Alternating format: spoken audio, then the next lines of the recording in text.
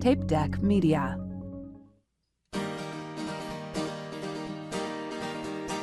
My friend Dan, he's got a podcast, 'cause all comics need a podcast, and nobody had a podcast called The Art of Bombing. So Dan went out and bought a tape deck. Who knows why he bought a tape deck? Podcasts don't get played on tape decks, but Dan is from the 80s. So hey there, all you funny jerks, come talk to Dan about your work. Tell him all about your worst times. It's The Art of Bombing.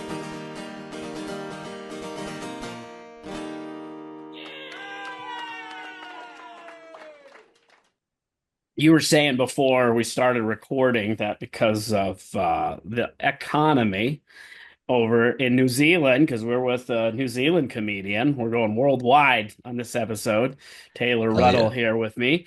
And you're saying that because of the economy, gigs have been a little slow over there? Yeah.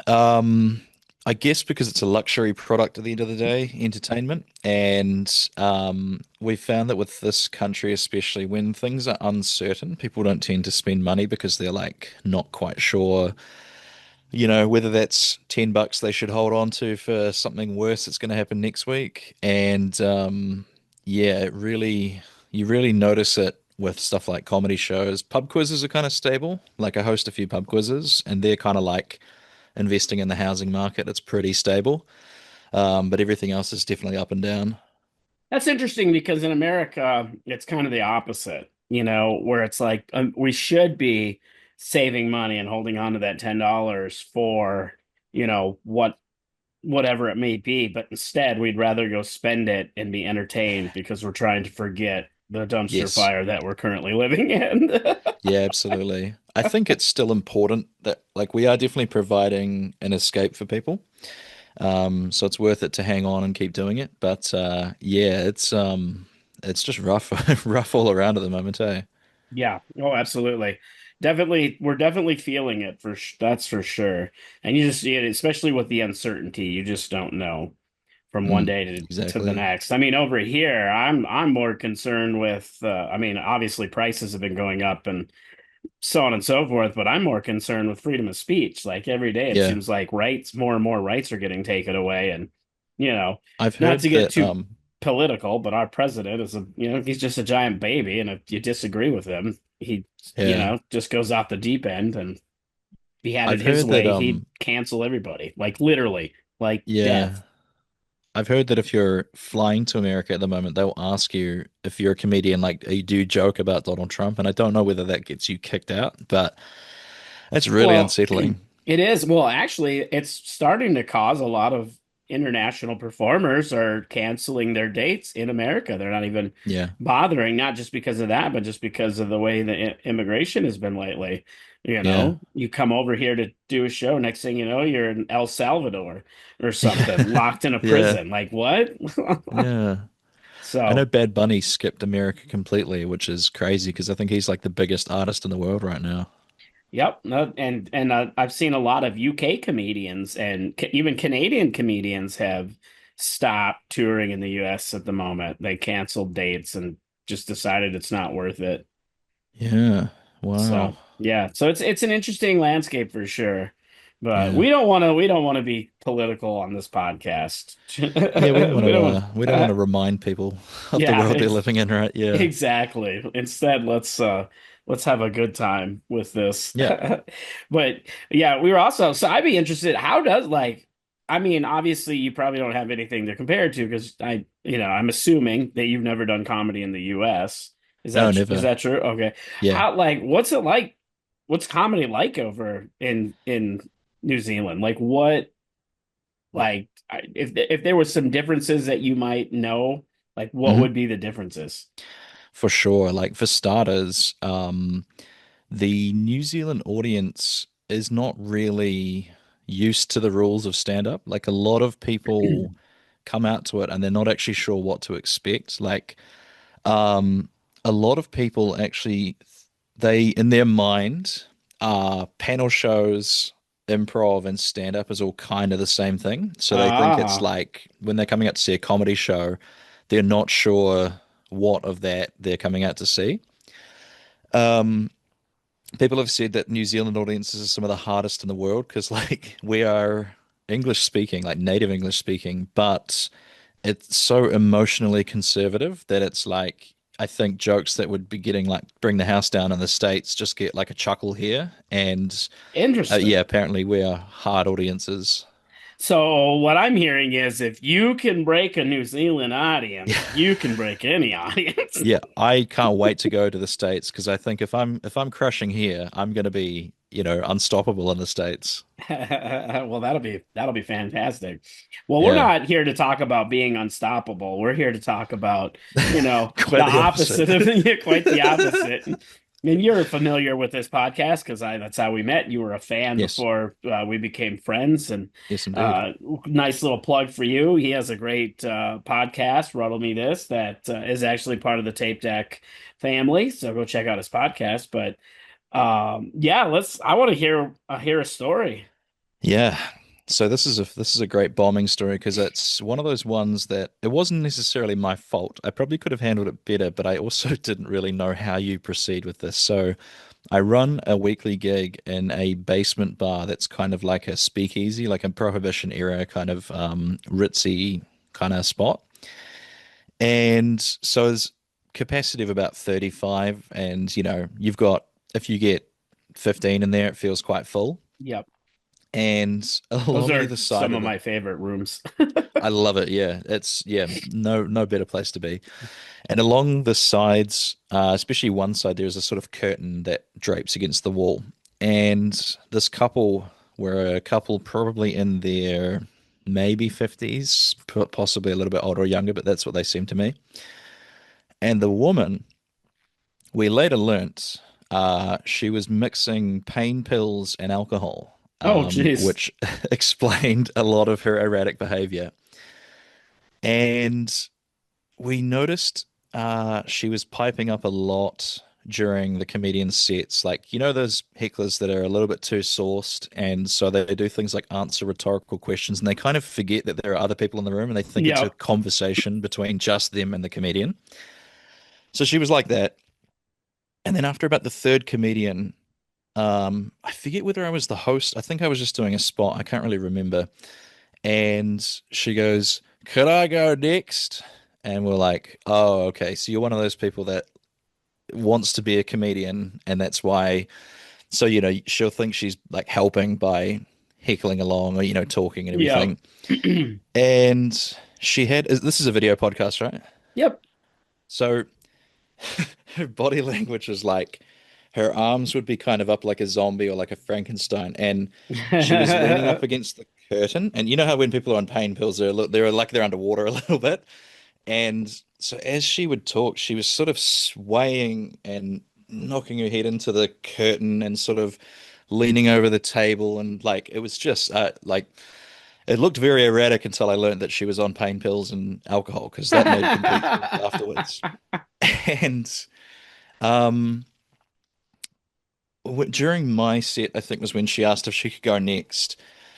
And I, when it's a new comic that does this, you're like you don't have the self-awareness to do good at stand-up because you're just wrapped up in your own kind of bubble. Like, Yep. they're not even noticing how uncomfortable the rest of the room was. And I think I said something to her initially like, all right, you want to be a comedian, first lesson, don't talk to any other fucking comedians' sets. And that got a bit of a laugh. And so I was like, okay, maybe that'll like keep her quiet. But she was at that point where I don't think anything was really going in, it was like in one ear and out the other. And it got to the point where she just kept piping up. So I was just shushing her, like I was talking to a toddler, like, quiet time now is what I said a bunch of times. And then she just wouldn't stop and wouldn't stop.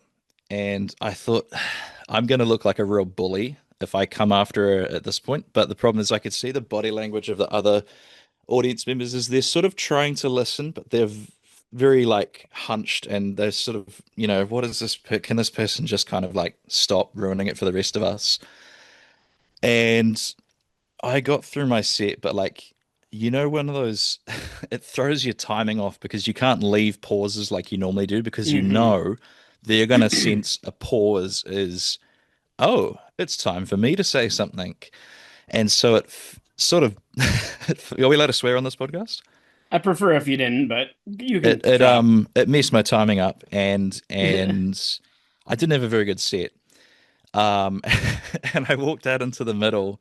There's sort of like a main bar, and then there's kind of the performance space. So I'm in the main bar, and I'm just pushing my hair back with this, going, "Oh God, what was that all about?" And the audience members in the break were coming past, and they're patting me on the shoulder. Hey, you did well with what it was. Like, it reflected well on me, kind of thing. And then I said something like, "God, I wonder if she's like that normally or something." And then the guy that she was with was getting a drink at the bar, and he turned around and said, "Oh yeah, she's mixed. She's on painkillers, and they're drinking Yeah. alcohol." And he was a really quiet, sort of sheepish Kiwi guy, and I don't know, she might have been like Italian or French or something. She had like some kind of accent. So that's an interesting couple to begin with, like very Do you get a loud. lot of that in New Zealand where it's a lot of like, not necessarily, well, I guess not necessarily expats, but like Hmm. tourists visiting the country that come to your shows? Yeah, yeah, absolutely. Yeah. Like they're usually very good audience members as well because they understand the rules. Um, Especially this one, the Austin Club, because it is in an area that has a lot of like hostels and hotels and that kind of thing around it. So you do definitely get some travelers coming in. Um, And was this an open mic or it was a show? well, it's I wouldn't call it like a showcase. It's definitely like a weekly one, but we don't really promote it as like anyone can get up and have a go. So Oh, it's so it in that wasn't really it, promoted as an open mic. It's more no, of a not at all. Yeah. showcase. Oh, And okay. so That's what then I'm asking. Because I'm like, yeah, why would somebody have the impression that they can just come to a show and yeah, go up? I mean, outside of them being obviously on painkillers and drunk, but yeah. Yeah. I mean, those So factor then into that. But And then one of the comics had told me that they had seen this person at another club doing the same thing. And so then I messaged the owner of the club and said, yeah, this we've kicked because we ended up sort of cutting her off and kicking her out because we're in this weird spot where we'd sort of warned them a lot of times and the bar stuff had cut them off. And the bartender asked me, he's like, "Do you want me to throw them out?" And we're in the break. So I thought, what's going to be worse? Is it going to be worse to kick them out if they in the middle of the second half, or do we do it in the break?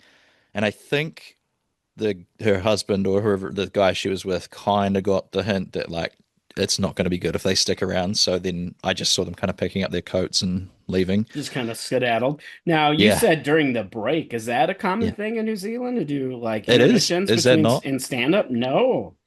I Really? mean, every now and again, if a bar owner or if you're producing a show, the venue might request Mm, intermission, but typically with stand up, you don't want to, you lose your momentum mm, if you do intermission. So it's like you just keep the show going for that 80 to 90 minutes because you're ultimately building up, you're yeah, building that momentum for that final yeah. pop. So yeah, so that's an interesting difference. We definitely have, and shows that we were meant to do an intermission. You can just feel that they're going to leave if they, especially if it's a free, like a pulp shaken thing. We can Yep. feel like, oh, they're going to leave if we give them a chance to. So I've definitely nudged the MC and been like, straight through, no break, no break. Don't give them a chance to leave. And so you kind of hold them hostage for longer than Yep. they want to stay for. Exactly. That's the My assumption as to why we do the interval here is because I've heard of this thing, the check spot at comedy clubs over in the States, because that's when Mhm. the waitress comes back out with you got to pay your bill and that kind of thing, right? Yep. It's usually when the headliner has about 10, 15 minutes left in their set. Yeah.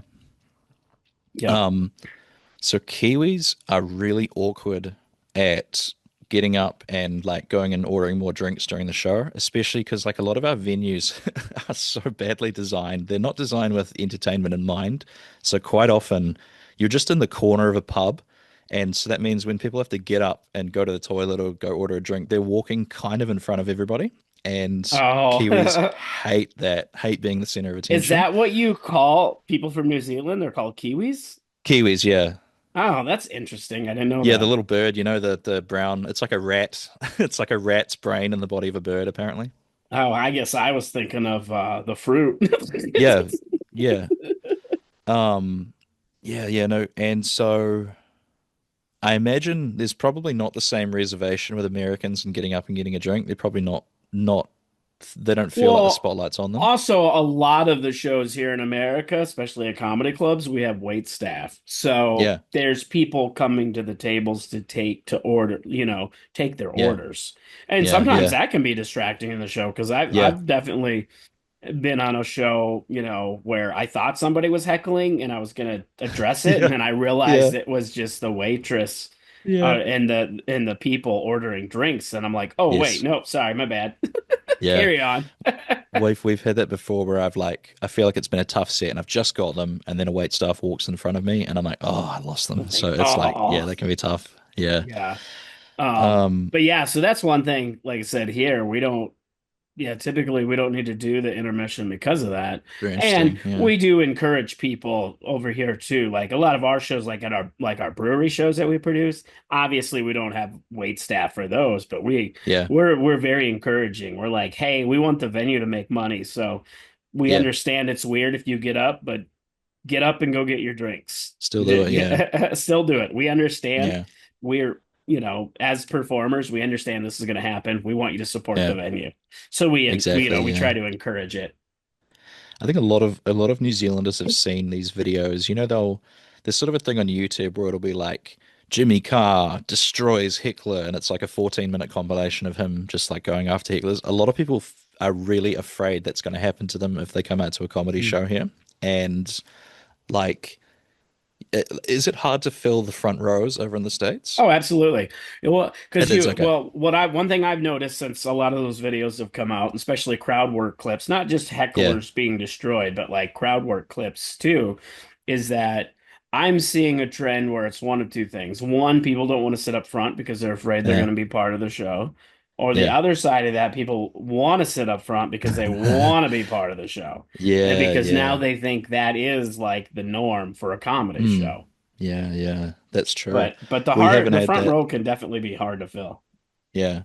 We haven't had that the whole that like New Zealand audiences is more like you're trying to pull them the other direction to interact. Like you'll ask a question and sometimes they'll sort of just look at you and yeah, so we have the opposite problem here. That's good. It Mm, sounds like I need yeah. to come do comedy in New Zealand because You would have a hell I'd of a ra run, yeah. I'd rather them not Yeah. be involved in the Yeah. show. Yeah, yeah. I'd Absolutely. rather them sit there and listen. Listen politely. And the trouble is I've noticed that Kiwis don't get references as well as maybe as I'd expect Americans or other foreigners to. Like a lot of Hmm. people, the only television they've watched is New Zealand television, and like they might watch stuff on. Maybe it's getting a little better with like Netflix and stuff, but for like people are definitely not as like obsessed with pop culture as I am. It's interesting because like not just this just made me think of this when it comes to like comedy. Like there's a lot of people in the US that love like British Yeah, comedy. Like that's a big thing or whatever. And it just yeah, you talking about this just like made me realize I really like a lot of New Zealand stuff. Like some of my really. favorite, yeah, like Flight of the Conchords. I know that Yeah, wasn't filmed in New Zealand, but they were yeah, from New Zealand. A yeah, lot of the stuff that they put out, I just love that stuff. yeah, Like that. Yeah, it's just a observation I just, or a yeah. realization I just had that I like New Zealand comedy. I think Taika Waititi is quite big in the States now as well. Like he directed Yep, one of the yep. Oh Thor yeah. movies, I Well, think. him and well, a lot of the stuff that I like as far as comedy related stuff is coming from, yeah, especially like series. It's coming from him and Jerome from Flight of the Conchords. Like they've been Mm, working together. Like they did a series called What We Do in the Shadows, yeah, which was based on the movie they did. yeah, He also did a show, the Our Flag Means Death. yeah. Just a bunch of like little sitcom comedy stuff that Yeah. I love. Do you know, Yeah, I think it's I, great. I was thinking about this today. Do you remember the run of like, for lack of a better word, like the Chuck Lorre 7 o'clock uh sitcoms with the laugh track, like Two and a Half Men, The Big Bang Theory, all Oh those yeah, kind yeah, of yeah. television Yep, shows? yep. And I mean, you still there's still shows like that that come on in Are there? America. Oh yeah, What are they? absolutely. What are I they mean, a lot called? of them now are like streaming. they're on Yeah. streaming shows. You know what I mean? They're not necessarily on network television, but Yeah. give you Yeah. an example. Uh, I I'm drawing a blank on the name of the series now, but it's Tim Allen has a new series on Wow. I believe it's Netflix. No, it's on no, it is on ABC. Never mind. So it is on a network, but it's sitcom-y, and Yeah. it's got Kat Jennings in it. She plays his daughter that Yeah. Yeah. comes back or whatever after being estranged for a while. Wow. And I forget the name of it, but it's got that sitcom-y Cool. laugh track.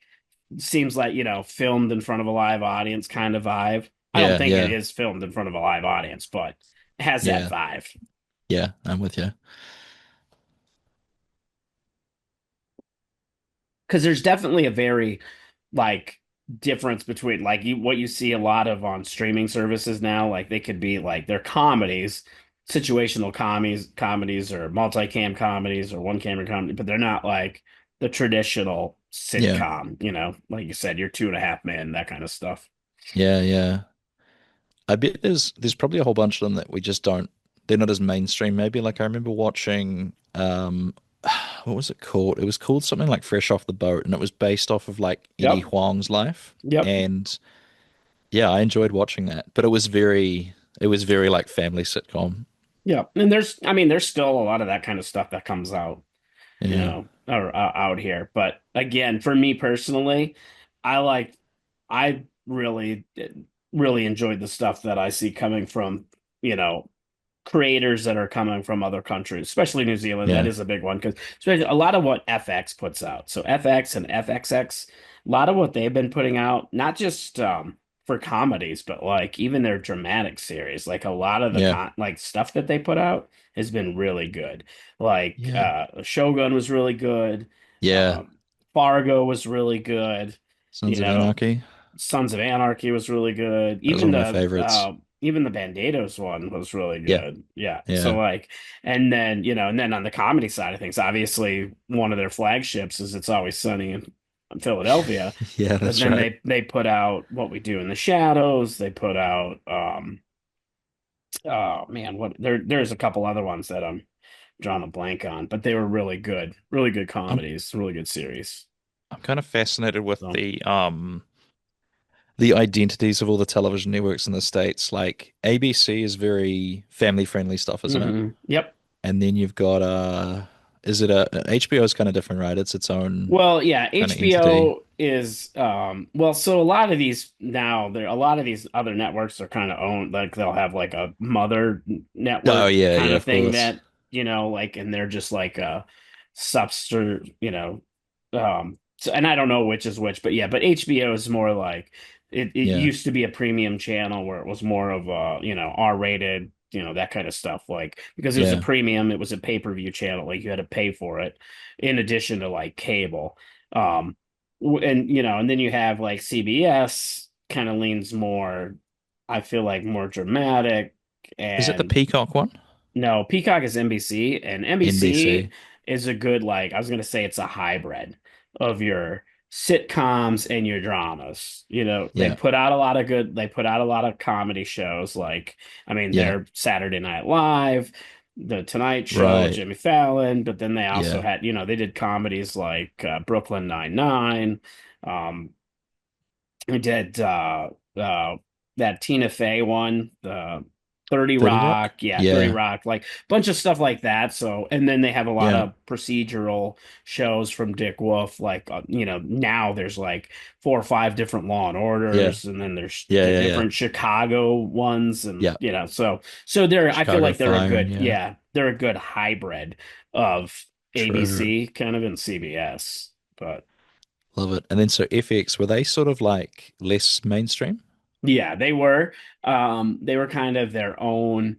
I feel like when, like as cable started kind of, because for the longest time there was only just your main networks. It was like Yeah. CBS, NBC, and ABC. And then I think FX um is a spin-off of Fox. Oh, I interesting. Yeah, think FX, that's that makes sense. Yeah. yeah, I think it's like a spin-off of Fox, but um, excuse me. They Yeah, I don't know. They just I don't even remember when they started as a network, but they took some risks Yeah. that a lot of other networks weren't willing to take, and I think it paid Yeah. off. Like they put out some really good series. Like Reservation Dogs is the series that they did, and that was Tatiki and Sterling Wow. Harjo show. Like yeah, Wow. and it was really good. Um, yeah, so they just put out a lot of good stuff. A lot Very of stuff cool. that I really like. And I think I don't know if he's from New Zealand or if he was from the UK, but there was a not a sitcom, but there was a show. It was only like two Legit? episodes. No, not legit. I mean they did that one too, but there was Yeah, yeah, another yeah. one similar to legit where it was this guy, the bad guy or something Oh, okay.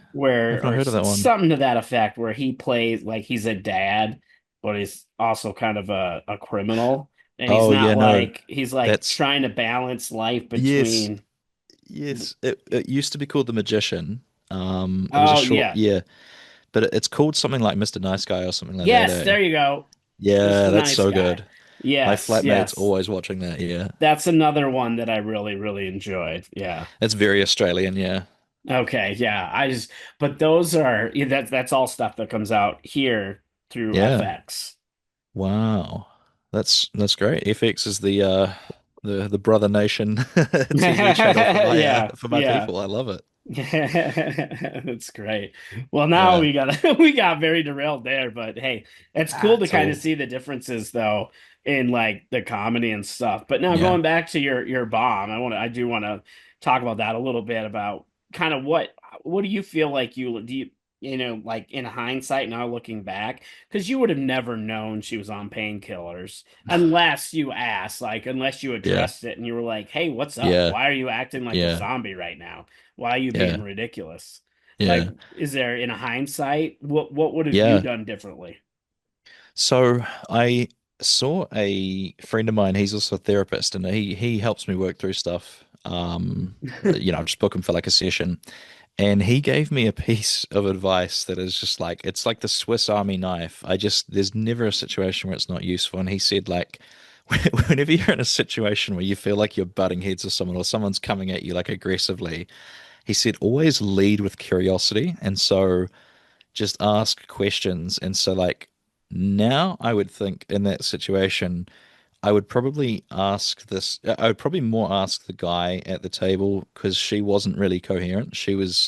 And also I think if Ah, you give them attention, she'll think like, yeah, this is going really well. So I would probably ask him now, like, is she all right? Like, what's up here? Like, is this normal behavior? And that's really good advice. yeah, The it's such lead good with advice. curiosity. I mean, just not just Yeah, for comedy. I mean, especially though for comedy when you're on stage and that happens, because it's yeah, easy to like get frustrated and get aggressive sometimes. But going in from that because that because now when I think about that and I think about some of the best crowd work clips, that's exactly what's happening. That's why it mm, stems organically. They're coming in, they're not like forcing it. They're coming in into a situation with curiosity. Like, what's yeah, going on here? What, you know what I mean? Like, exactly. I've also found it to be useful with like relationships, like in the sense like I went out on a date kind of recently and the I won't get too much into it, but like she afterwards kind of said like she said she doesn't think I'm in a I forget how she worded it, but she kind of said she doesn't think I am in a spot to be dating seriously. And I like old me before I learnt this lead with curiosity thing would have probably made up what I think she meant by hmm this. However, the new me is with this sort of crowbar of a question is like now wise enough to go, okay, tell me more. Like why yeah, how have you yeah, reached this like what, yeah. conclusion and all that kind of thing. So it's and because I have a real bad problem with taking things as insulting when they're not intended to be. Like I think it's like a chip on my shoulder is the expression. And so now, whenever I feel that rage start to come up, I go, wait, no, this is where you need to be asking questions instead of just deciding how you feel about it now and acting based on that. So, yeah, unrelated to learning from that, but I definitely would have led with questions. hmm Let's hope it doesn't happen again, but if it does, I think I'll be ready. Well, the real question I have though is how come nobody let her go up? So, oh, yeah, I know like exactly why you know nobody let exactly her go why. up. Yeah, but Yeah, the comedian in me loves watching. Sometimes I just yeah, love like I love watching somebody come to a show, heckle like that, think they're hot, yeah, and then go up there and yeah, just bomb. And yeah, not and yeah, and part of the bomb is coming because they were a jerk the whole night and they were heckling and interrupting, so the crowd just yeah, doesn't like them anyway. yeah, But then they go up and they're just like awful. And then the yeah, comedians, we get to bond in the back as we laugh at yeah, the travesty. yeah. I think in that scenario as well, like I've definitely loved seeing people get up and then just get annihilated at an open mic, but it all kind of comes down to self-awareness. Like, and I thought she's probably not even going to remember this night tomorrow, so there's no sense in us giving her a lesson because she's not going to remember it. If she was a little more coherent and like, I guess sober, it would have been like, fine, see if you can do 3 minutes, see how you get on. But she was just like, I could just picture her. She'd probably be holding the mic stand and swaying like this, and she'd probably be Mhm. moving the microphone away from her face, and it just would be, it wouldn't be good. It wouldn't be like funny awkward. It would just be really painful awkward, I think. Now, I didn't ask you this at the beginning because we Mm. got distracted. We were like already conversating, but I've been trying to. It's a little late in the show, but I've been trying to like get like let the audience kind of get to know the comic that I'm Yeah, talking yeah, to. sure. So it's kind of the questions, where did you start doing comedy, or where are you Yeah, yeah, based yeah, doing comedy? yeah, What inspired you to do comedy? How long have you been doing comedy? yeah, yeah. No worries. So I'm And no, currently I will not based. put this at the beginning. I'm not editing it. We're not going to edit anything. Welcome to the show, folks. No. So I started in 2015, so I've just passed my 10 years in the game, Oh, which is cool. congratulations. A Thank you, thank you. decade. Are you like I'm 14, I think I saw? gonna be 15 in September. 15. 15. Yep. Nice. So I was living in Japan actually when I started doing stand up, which is a weird place to start. Wow. And so a guy he's a UK guy that's sort of I always sort of look at him as a few steps ahead of me. He's called Ollie Horn, and he was studying abroad from Oxford Uni, I think, Oxford University. He was doing like an exchange program. He had done a bit of stand up there and also in Hong Kong, so he had like the taste for it, but there was no scene in the city we were living, so he partnered up with a like an international bar, and we started putting on English language open mic nights. Oh, that's cool. I believe he posted on Reddit in the like, so the city's Fukuoka, that's where we were living in. I believe it's was a post in the subreddit for Fukuoka, like anybody want to try stand-up comedy, and like I had been watching it sort of. I got into it around when I was 15 or 16. I didn't watch it as a kid, but I started watching towards the end of high school because we were in that era where like LimeWire and torrents and all that kind of thing was really booming. So what would happen is someone would download like a Bill Burr album and then they'd just pass it around the school, and or you'd get handed a CD with a bunch of like Dane Cook bits on it, and so we all kind of just like learnt about it through there. Um, and then by the time I was in Japan, I'd been following it for probably 5 or 6 years. And I was like, well, I've always wanted to try. And I was thinking about starting it here, but I didn't know where the open mics were. So I sort of like didn't quite know where to start. And yeah, I've never really stopped since That's that. We had, fantastic. Where we in had New a little Zealand are you based? Christchurch, which is in the South Island. Okay. So it's in the Our South Island. our local, so this is a long story, but there was a bit of comedy drama where I didn't really get along with the owner of the comedy club in town, but he's sort of on the way out now, and there's new owners that are they've worked quite hard to bring me in on it, and so they promote it now, and I think it's a legit claim. It's the southernmost comedy club in the world. That's awesome. Yeah, because I don't know if you know this, but Christchurch is where it's one of the two cities where if you want to go to Antarctica, you can fly from here, or you can fly from like somewhere in South America, like right on that little Oh, tip I did piece at the not know bottom that. of. Yeah, so there's only two places you can get to it from. what was I rambling about? Yeah, so started it in Japan, got back here. I'm now quite involved with like running the scene, and yeah, that's I think that's the answer to the question. Yeah, that's fantastic. Well, yeah, congratulations on that decade. This has been great. Thank you very We're gonna much. go out more positive though. I always like to go, I make you tell a bombing story. So let's hear like what's something you've achieved in comedy that you're proud of. It doesn't have to be like, yeah, it's whatever. Yeah. I'd say probably self-producing my special. I think I'm the first person in Christchurch to actually release uh like an hour special and kind of have it be sort of like good quality and not just someone sat their phone at the back of the at the room and recorded it. Like we had a proper lighting rig and it was a proper like little theater. I know a few comics were sort of working on it at the same time, but I'm pretty sure mine was the first one to drop. So I'm pretty proud about that. What's the And name of this special and where oh, can sorry, people yeah, it's find it? called Taylor. Yeah, yeah, yeah. It's called Taylor Ruddle Panic at the Buffet, and it's about five sort of instances where I started overthinking and then panicked and did something kind of stupid, but with tragedy plus time is comedy, right? So with a bit of Exactly. time, they are now funny stories And that's available where? for free on YouTube. Yeah. There we go. Awesome. Well, in addition to that, what else would you like to promote, if anything? And where can The people Tape Deck follow you? Media the Tape Deck Media Podcast Network, obviously, is a big one. My podcast is on that, Ruddle Me This. And then I think I've started taking off a little bit on TikTok. I'm on Instagram and TikTok at Taylor Ruddle Comedy. I've been mostly mocking the current right-wing government here in New Zealand. So if you're in the States and you want to see what political humor from New Zealand looks like, you can go and follow me.